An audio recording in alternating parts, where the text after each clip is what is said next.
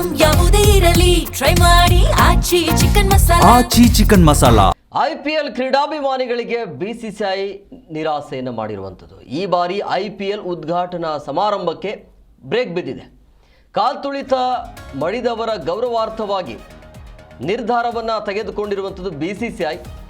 ಅಂದರೆ ಈ RCBಯ ಏನು ಸೆಲೆಬ್ರೇಷನ್ ಇತ್ತಲ್ಲ, ಆ ವಿಚಾರವಾಗಿ ಕಾಲ್ತುಳಿತದಿಂದಾಗಿ ಮಡಿದವರ ಗೌರವಾರ್ಥವಾಗಿ ಈ ಬಾರಿ ಸಂಭ್ರಮಾಚರಣೆ ಮಾಡೋದು ಬೇಡ ಅಂತ RCB ಮತ್ತು ಹೈದರಾಬಾದ್ ನಡುವಿನ ಮ್ಯಾಚ್ ಏನಿದೆಯಲ್ಲ, ಮಾರ್ಚ್ 28ನೇ ತಾರೀಕಿಗೆ ಆರಂಭ ಆಗುತ್ತೆ. ಸೊ ಚಿನ್ನಸ್ವಾಮಿ ಕ್ರೀಡಾಂಗಣದಲ್ಲಿ ನಡೆಯುವಂಥ ಪಂದ್ಯ ಇದು.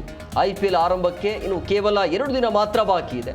ಮಾರ್ಚ್ 28ರಂದು ಈ ಲೀಗ್ನ ಮೊದಲ ಪಂದ್ಯ ಬೆಂಗಳೂರಿನ ಚಿನ್ನಸ್ವಾಮಿ ಸ್ಟೇಡಿಯಂನಲ್ಲಿ ಹಾಲಿ ಚಾಂಪಿಯನ್ RCB ಹಾಗೂ ಸನ್ರೈಸರ್ಸ್ ಹೈದರಾಬಾದ್ ನಡುವೆ ಸಂಜೆ 7:30ರಿಂದ ಪಂದ್ಯ ಆರಂಭ ಆಗುತ್ತೆ. ಆದರೆ ಪ್ರತಿ ಆವೃತ್ತಿಯ ಮೊದಲ ಪಂದ್ಯ ನಡೆಯೋದಕ್ಕೂ ಮುನ್ನ ಏನಾಗುತ್ತೆ ಅಂದರೆ ಉದ್ಘಾಟನಾ ಸಮಾರಂಭ ನಡೆಯೋದು, ಅದು ಒಂಥರ ವಾಡಿಕೆ.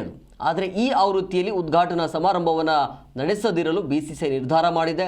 BCCIನ ಈ ನಿರ್ಧಾರದ ಹಿಂದೆ ಸೂಕ್ತ ಕಾರಣ ಕೂಡ ಇದೆ. ವಾಸ್ತವವಾಗಿ ಕಳೆದ ವರ್ಷ ಬೆಂಗಳೂರಿನಲ್ಲಿ RCBಯ ವಿಜಯೋತ್ಸವದ ಮೆರವಣಿಗೆಯ ವೇಳೆ ಕಾಲ್ತುಳಿತ ಉಂಟಾಗಿ 11 ಅಮಾಯಕರು ಪ್ರಾಣವನ್ನು ಕಳೆದುಕೊಂಡಿದ್ದರು. ಹೀಗಾಗಿ ಆ ಅವಘಡದಲ್ಲಿ ಮಡಿದವರ ಗೌರವಾರ್ಥವಾಗಿ BCCI ಈ ನಿರ್ಧಾರವನ್ನು ತೆಗೆದುಕೊಂಡಿದೆ ಅಂತ ವರದಿಯಾಗಿದೆ.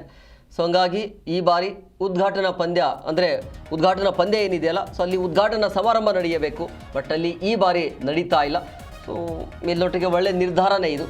ಆದರೆ ಇದು ಯಾವುದೋ ಸ್ಟೇಡಿಯಂನಲ್ಲಿ ಮ್ಯಾಚ್ ನಡೆಯುವಂಥ ಸಂದರ್ಭದಲ್ಲಿ ಆಗಿರುವಂಥ ಅವಘಡ ಅಲ್ಲ ಅದು.